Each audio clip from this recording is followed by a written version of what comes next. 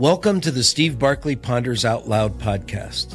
As instructional coaches and school leaders, you are tasked with guiding continuous teacher growth to create student success. This podcast looks to support you with strategies from experienced guests, as well as my own insights that I've gathered over the years. I'm thrilled to have you with us. Thanks for tuning in.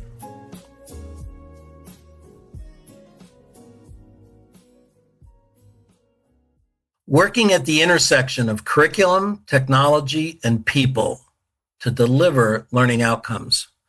Our podcast guest today is Sari Factor, the Vice Chair and Chief Strategy Officer at Imagine Learning, an education company that partners with schools and districts to provide digital curriculum and instructional supports.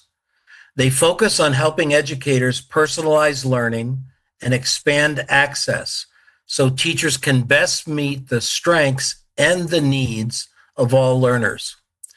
In an earlier conversation with Sari, she highlighted the intersection among curricula, technology, and people. I've asked her to explore that intersection with us today. Welcome, Sari. Thanks, Steve. Good to be with you. I'm wondering if you'd tell us a little bit about your background that's led to the work you're doing today with Imagine Learning. Sure. Well, I started as a middle school math teacher. Very short period of time. My first assignment was to teach summer school to all the seventh grade kids who'd failed seventh grade math. What an assignment for a newbie, right? You could write a better one, I'll tell you. Yeah, the challenge was to get them ready for eighth grade math. In 6 weeks, 3 hours a day. I had 9 little boys. I had no test data. I had no information about them. They gave me no curriculum materials. It was me and these 9 little boys. What I often say, for me, really helped me ground myself around the challenges of teaching in all kinds of circumstances, that being a very bad one. But I know a lot of people have been in really difficult situations. And dealt a difficult hand of cards that you have to figure out a way through. And so it gives me great compassion for teachers.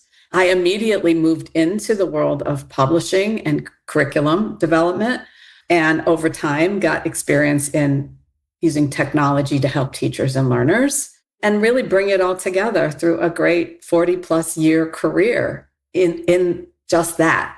Imagine Learning supports educators with curriculum and learning solutions designed to create learning experiences that drive better student outcomes. Fundamentally, that's what we're trying to do. And we know that we can't do it ourselves. We have to work through teachers, through school building level leaders, administrators who are applying the materials that we develop and deliver into the school environments. So that's kind of the arc. But that first experience really caused me to think deeply about how do we help teachers feel successful in the classroom? Because I think a lot of them do not. Yeah. There's a lot of challenges these days. It really illustrates why we lose a lot of teachers early on in their careers. Absolutely. Insufficient support, and kind of throw people in the. I don't know that there's another profession that does that. I agree. High need. So would you talk a little bit about what you mean by an intersection of curriculum, technology, and people? Sure. When you think of an instructional system kind of as an interconnected rope, you've got curriculum, instruction, assessment, the skills, the standards you have to meet, and professional learning that surrounds that. We know that effective classroom experiences really require clear alignment and coordination across all those elements. And an old mentor of mine used to say, management was great except for the people. Well, if it was in an abstract world, all those things would be connected and they work great. But you go into a classroom and everyone is different. They're comprised of people. You've got a teacher who, and lots of teachers in any building, each of whom has different backgrounds and experiences. They come to the work with different kinds of qualifications and experiences. And then you've got, 25, 35 students right there in front of that teacher, all of whom also bring different backgrounds and experiences. And so you take that abstraction of the interconnected rope, and it needs to be applied across all of those different classrooms and different situations. And so when we think about creating instructional materials, we look at the curriculum and standards and the assessments that are all part of that. And what's the way to get the best and most effective application of those? You have to make that product easy to use and usable by the vast different teachers that are out there.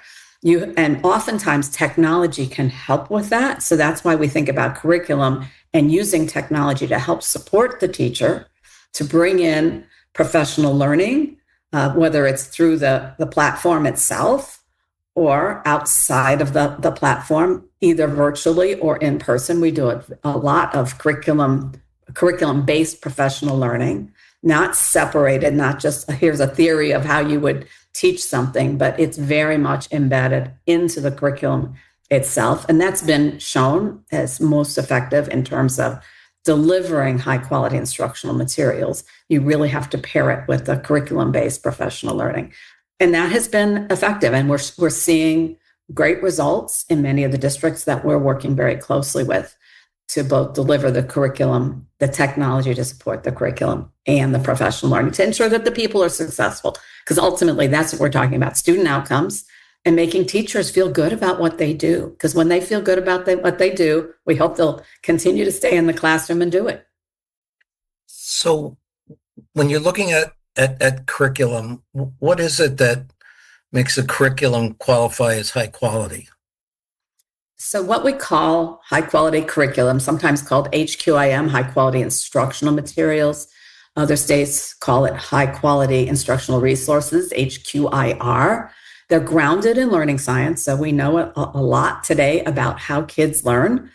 They utilize evidence-based teaching practices, and they're coherent, meaning that they are sequenced intentionally so that if you're teaching math, you know what lesson has been taught beforehand or what was taught in the prior grade and what's coming after, so that they are coherent and they all support student learning as they are building that knowledge and skill throughout their K-12 learning continuum.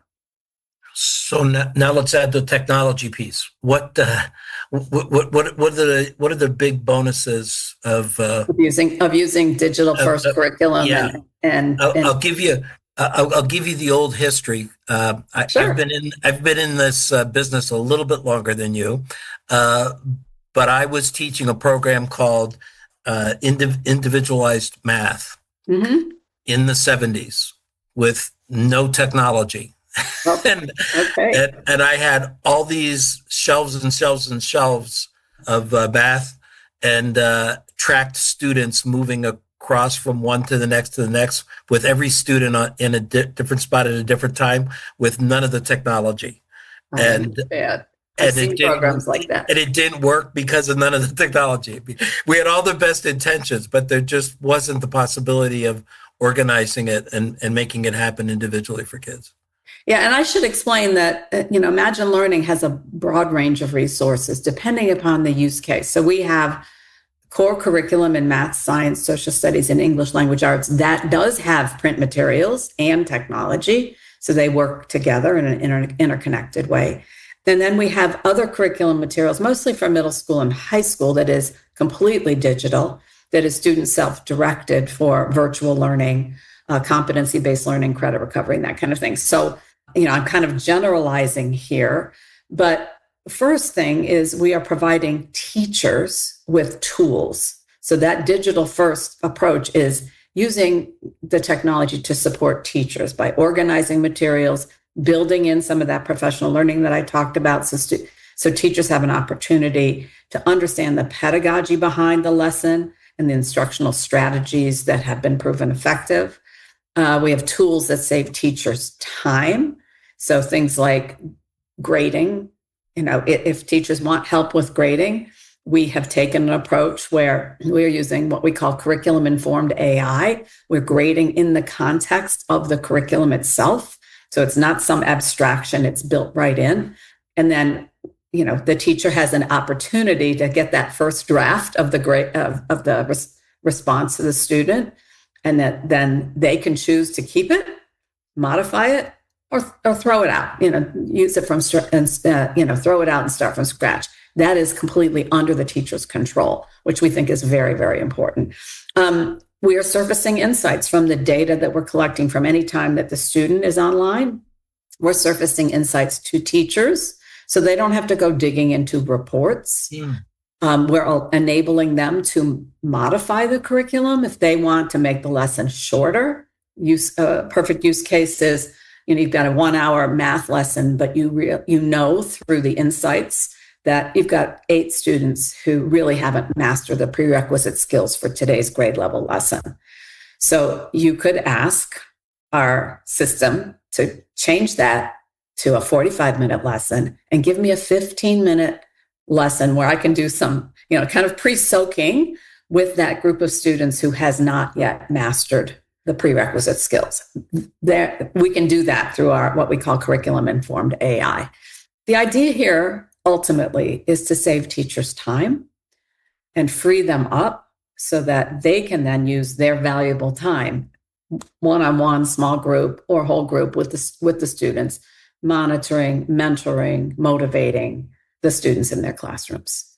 So that's the teacher side of how technology can really help. From a learner's perspective, the media and simulations to visualize phenomena is very important. Real-world applications of the concepts. All of our programs really help put kids in the context of the real world as they are, evaluating primary sources in social studies, or, looking at a scientific phenomenon and how a roller coaster works and the physics involved and the math involved there.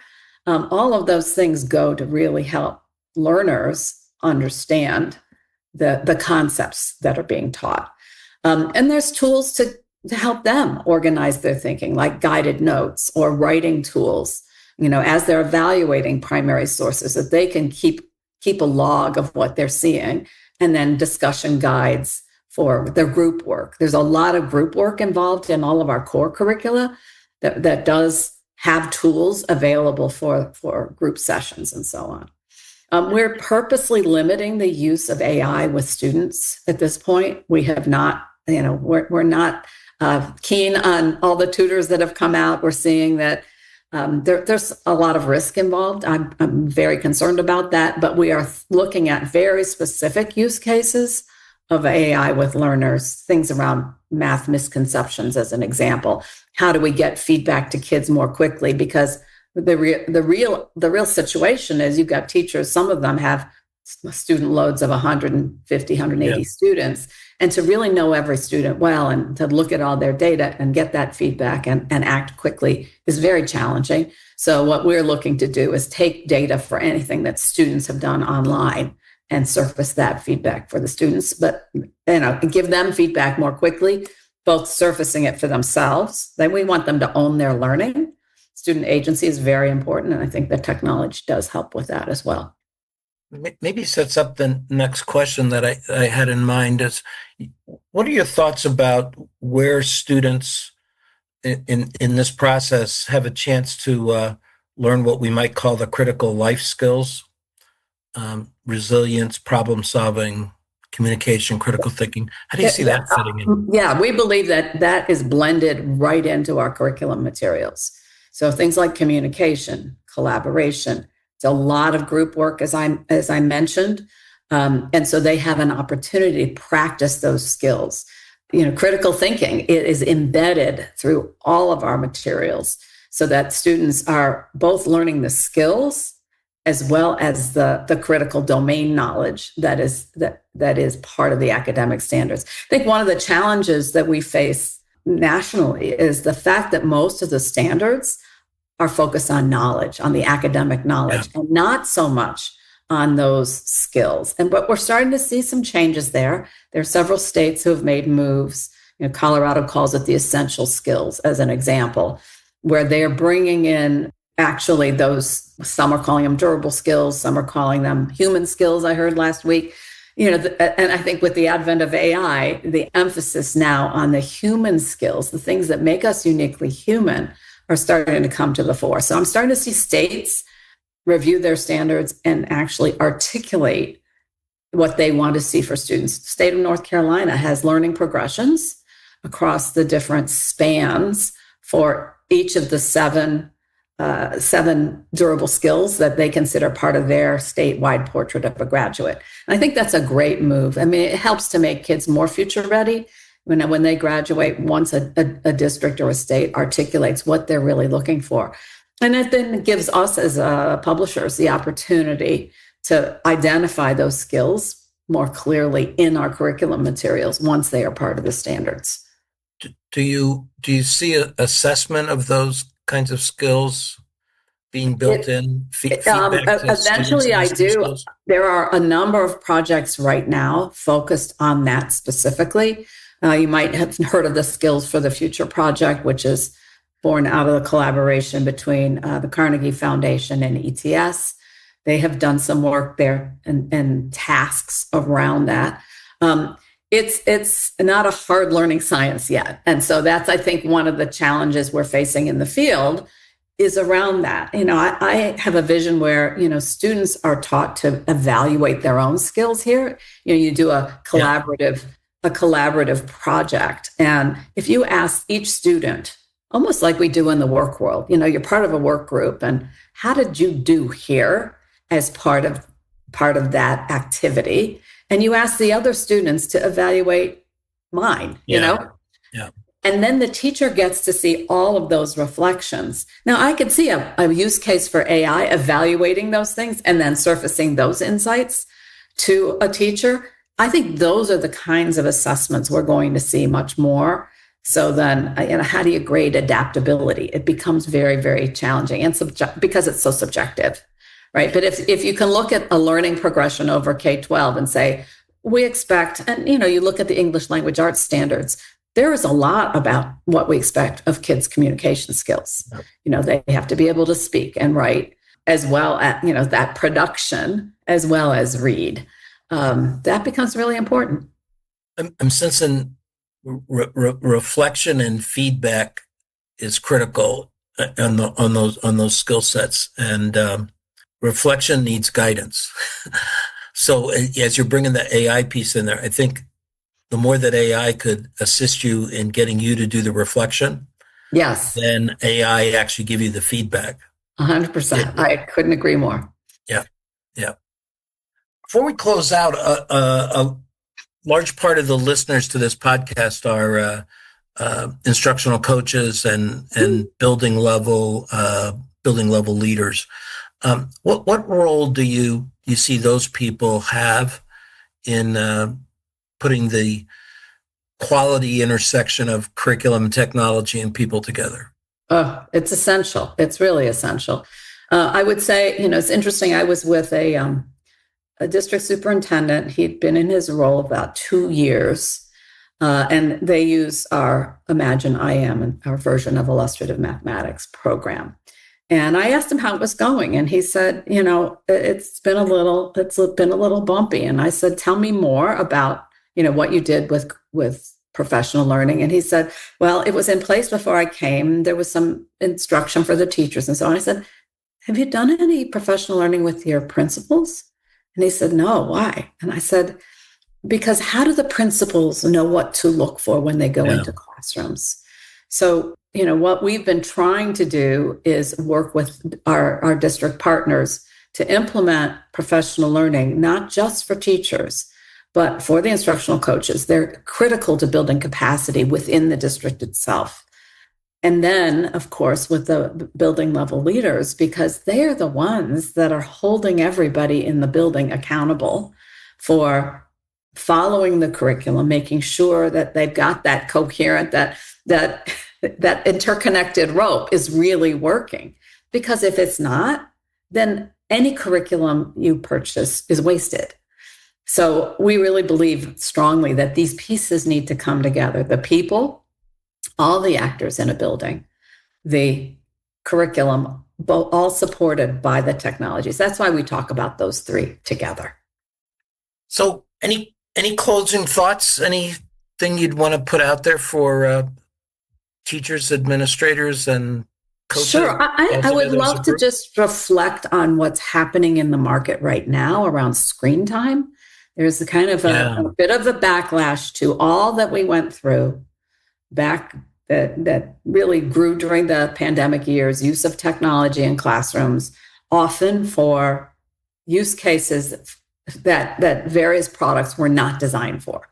Nobody thought Zoom school was a good idea. Let's be realistic. We all were responding to a moment in time and a real need.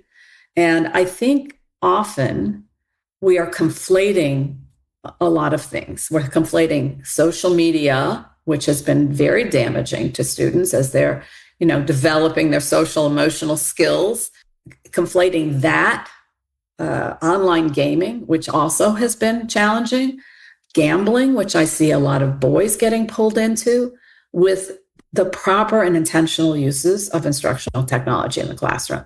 I think there's a real opportunity now to think deeply about, and I'm seeing our school leaders do it. They're grappling with what are the right uses of instructional technology in the classroom. As I've explained to you, we really think deeply about learning science and where using the technology makes sense and where it doesn't make sense. It should enable the teachers and empower them and enable students to take more agency of their learning. As kids move up through the grades, I would expect that more technology gets used. And we've seen legislation around this, keep it very, very, very minimal K-5 as kids are learning to read and learning to work in groups and getting those foundational skills that are so important to their whole learning continuum, right? Where more is introduced in middle school, more is high school, because we want kids to be ready for whatever they go on to after high school. They need to be able to go into either the world of work, into higher education, into the military, wherever they choose to go, with the skills that they need. And many of those hirers, those employers, are looking for the computer skills, the ability to, articulate how you use AI and what those right applications of AI are. So if we just say no screens or we're banning all screens, I think that's a huge mistake. So what I would encourage your listeners to do is really think deeply about what are the intentional uses of technology at each grade level, and what are those purposes? What's the purpose behind which we're using the technology? So it's actually part of learning how to learn. That's correct. I mean, kids leaving school have the majority of learning that they're going to have to do in front of them. Yeah. Yeah. And, the other question is a real equity issue, right? Because the kids who have access outside of school are going to use it. Yeah. And so it's incumbent on us to teach them how to use AI responsibly, how to use technology responsibly. That is an important skill as an adult, I know sometimes I get, distracted into something that I shouldn't get distracted into. And, for kids who don't have the developed brains that, they will eventually, we hope they will, they need to learn about that. They need to learn to put up their own guardrails, right? Yeah. And focus. And so, I do agree that screens have sometimes been distracting in schools, and we got to guard against that. I'm really, really glad you raised this issue here as we're wrapping up. What's the best way that listeners can come back to you with questions or learn more about Imagine Learning? Oh, sure. Well, our website, imaginelearning.com, gives you a good sense of all of our curriculum materials and services. We do offer services beyond professional learning. So just reach out to us. We are in over 50% of the schools in the United States right now. But we are eager to work with more. So thrilled to help you. Right.